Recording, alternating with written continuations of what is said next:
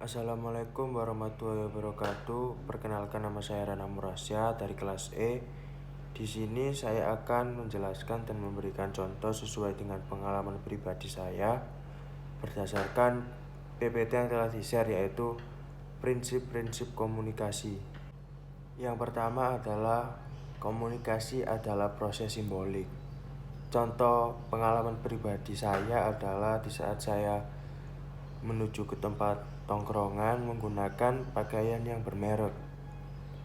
Di saat saya datang di tongkrongan, teman saya berkata, "Wah, ini merek baju yang mahal ya. Oh, ini asli apa enggak?" Jadi begitu. Lalu yang kedua adalah setiap perilaku mempunyai potensi komunikasi. Jadi pengalaman pribadi saya mempunyai teman yang saat di tongkrongan itu dia itu terlihat bahagia, terlihat selalu memberikan candaan, tapi di suatu hari saat dia menongkrong, dia hanya diam saja. Dan saya menafsirkan itu, langsung saya ucapkan, "Kamu kenapa diam? Apakah ada masalah? Apakah kamu lagi sedih?" Lalu yang ketiga adalah komunikasi yang mempunyai dimensi isi dan dimensi hubungan. Pengalaman pribadi saya adalah di saat saya menepuk pundak teman saya tidak bermaksud untuk memukul, tapi bermaksud untuk menyapa. Lalu yang keempat adalah komunikasi berlangsung dalam berbagai tingkat kesenjangan. Lalu pengalaman pribadi saya adalah saya pernah mengikuti sebuah organisasi dan saya pernah di satu kesempatan untuk memimpin suatu rapat. Dan di rapat itu saya sudah merencanakan untuk membicarakan apa yang akan dibahas di rapat itu. Lalu yang kelima adalah komunikasi dalam konteks ruang dan waktu. Yang pernah saya alami adalah saya pernah ditinggal oleh orang tua keluar kota. Jadi saya hanya sendirian di rumah.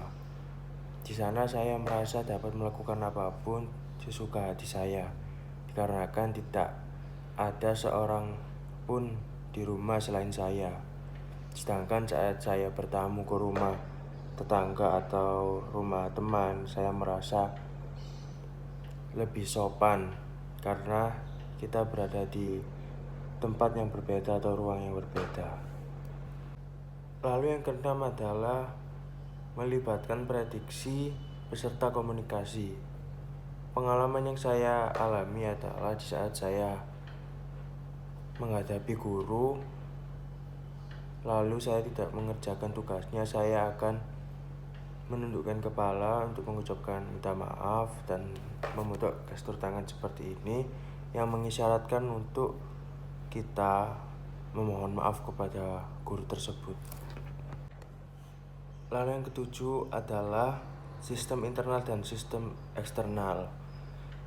Pengalaman yang saya alami adalah di dalam segi musik. Saya mempunyai selera musik yang keras, seperti contohnya rock, lalu metal, dan lain-lain. Di saat saya memutar lagu kesukaan saya menganggap bahwa ini adalah jiwa saya ada di sini, tapi bagi sebagian orang ini adalah lagu yang gak jelas atau gak enak didengar karena ritmenya yang keras atau tinggi. Lalu yang kedelapan adalah makin mirip latar belakang sosial budaya, makin efektiflah komunikasi. Lalu pengalaman pribadi saya adalah dimana di saat saya bergurau dengan teman saya dan teman saya merasa cocok dengan gurauan saya dan ikut tertawa, disitulah saya menemukan kecocokan antara satu sama lain dalam segi komedi.